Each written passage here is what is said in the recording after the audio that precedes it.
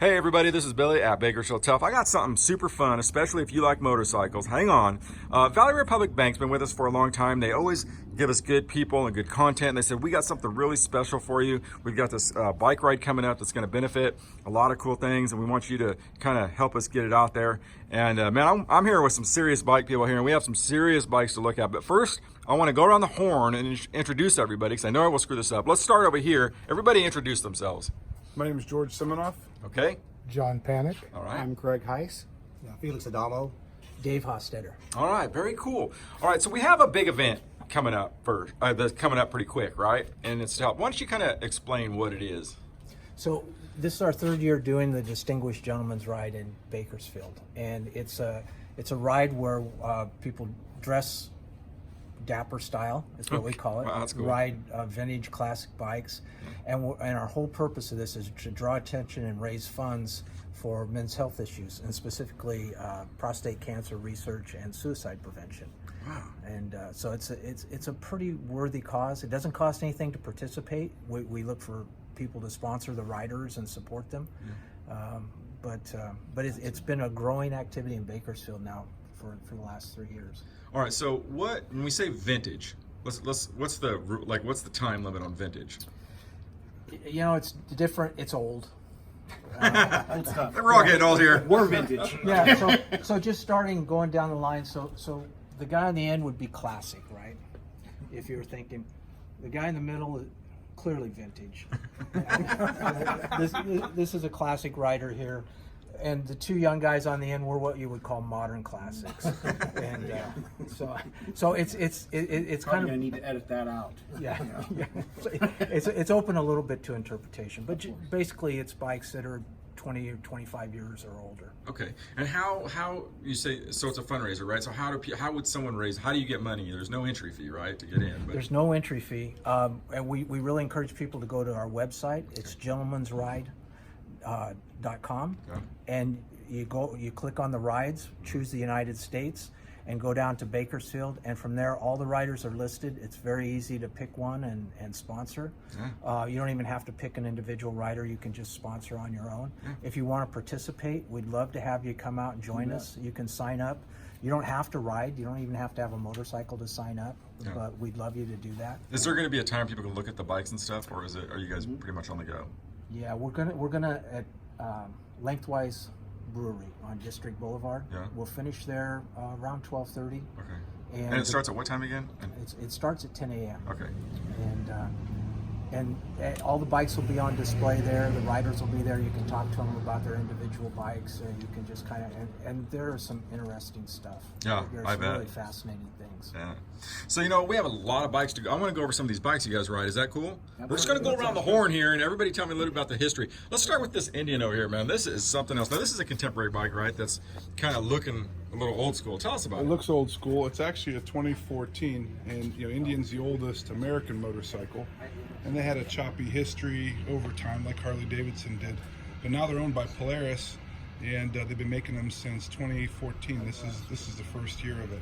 So it's been a fantastic bike. It's a great machine, great American machine. It's a little different than the rest of the flavors that you'll see here at this.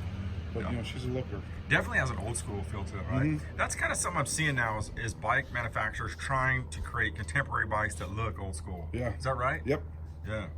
Yeah, very cool. I love all the leather work, and I bet you get a lot of looks on that. Yeah. Yeah, I bet, man. That's beautiful. Thank you. All right, let's go down the line here. Now, what do we have here? What you have here is a modern Triumph Bonneville, and they started making these in 2001, but the Triumph company started in 1903, and the Bonnevilles started in 1959 up until through the early 80s. Yeah. And then the company started making these again in 2001, which is this bike. Yeah. And it's a very classic British bike. It's still a British-owned company. They're a manufacturer there originally? Yeah. England, right? Yeah. Yeah. Yeah, they still manufacture in England, but they have assembly plants elsewhere also. Now, these were road bikes, right? Or, I mean, these were meant for touring? Yeah, this is I'd say it's sort of a general purpose all-around bike. Yeah. Kind of motorcycle 101, not a heavy touring bike, although the company does make those. This particular is sort of your just great all-around, do-everything motorcycle. It's been toured to Oregon and Arizona Really? and California. At the same time, I could just ride it up to Keene or Yeah. to Glenville for breakfast or Yeah. just around town, you know. So it's an all-around bike, kind of like a throwback to the 60s. So you have some miles on this one. Oh, yeah. It's approaching 40,000. Really? Yeah. Wow, that's a lot of miles. Very cool. That's All right, so now we have, now this is slick looking, man. This is a newer bike, right? Yes, this is a 2017 Triumph Thruxton R. Yeah. This is a modern water-cooled Triumph. It's styled after the old calf racers from back in the day, where the idea was to run 100 miles an hour, or a ton, as they say, and leave the cafe and get back before the record stopped. That's kind of how the story goes. Really? Yeah. Yeah. They've gone out of their way to make this thing really look retro, right? I mean, They have. have. I mean, yeah, we talked about the injection, right?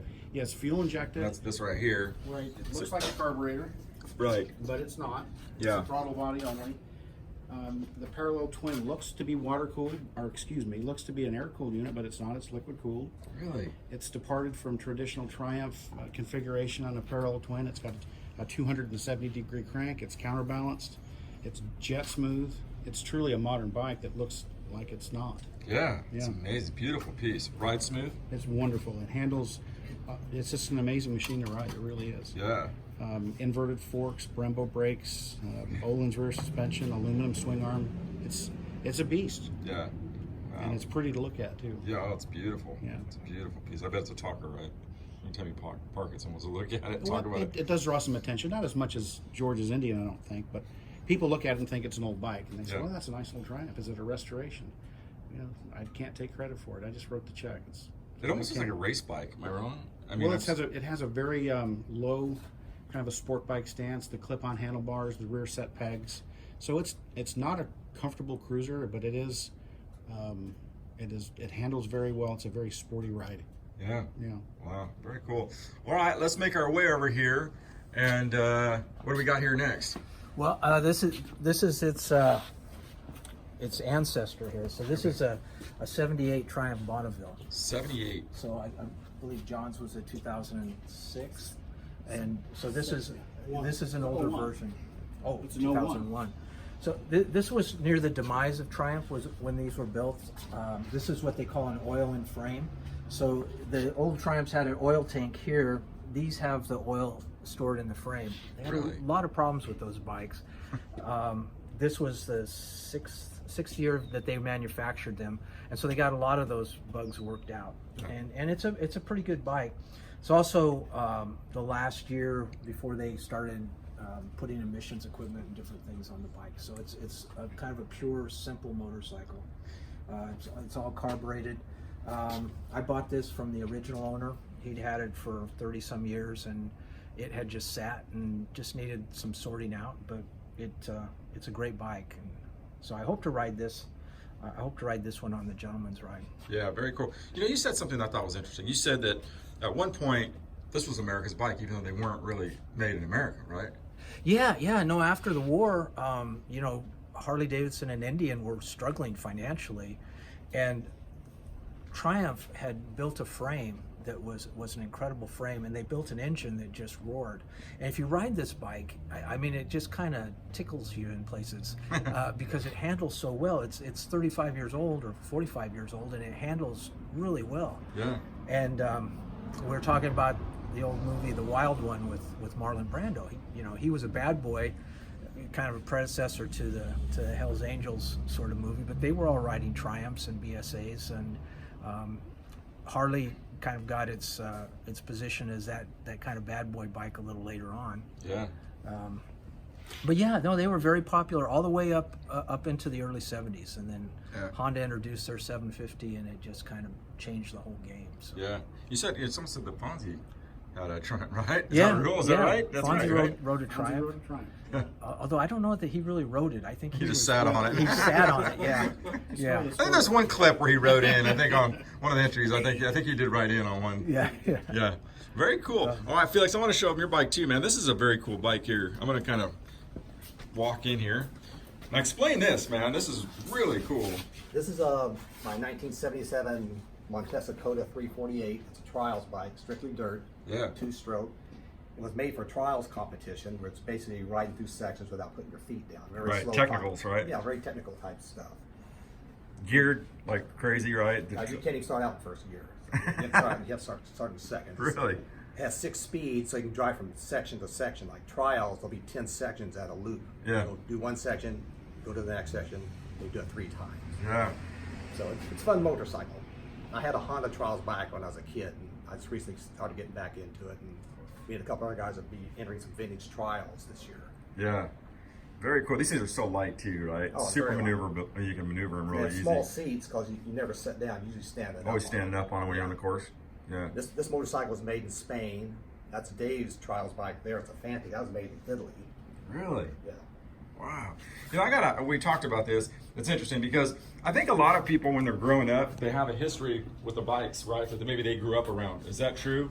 And that you're seeing that, like maybe, you know, I'm like a lot of the, I don't want to say older crowd, but older crowd here, they like the older vintage stuff a little bit more, or like they're, you know, because they grew up with it. It's stuff it's part of their, you know, lives. Yeah, every bike in here triggers a memory, you know, and even if you didn't own it when you were a kid, it still triggers a memory. Yeah.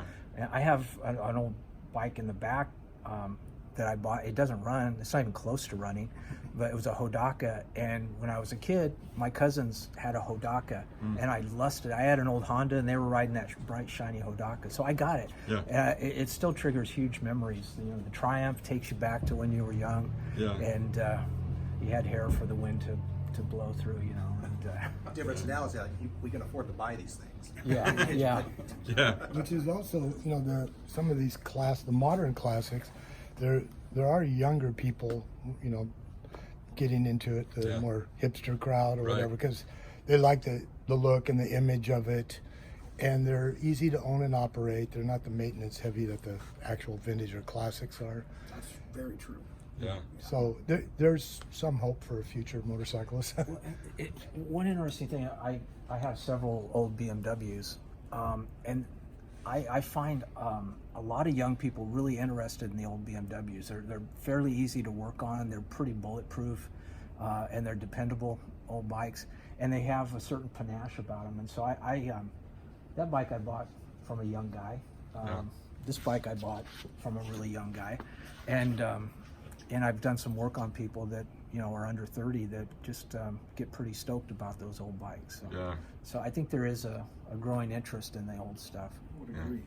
I would agree with that. Very cool, man. I tell you what, that's kind of like going through you know, it's a little history here, right? In one shot, man. There's a lot here. Very cool. Thank you for this, and I think it's really Valley Republic Bank, of course, is super excited about this. I can see why. And one more time, let's give them the date and the time. September 29th. We start at Cafe Smitten. We'll leave there at 10 a.m. and we'll finish at Lengthwise Brewery at around 12:30.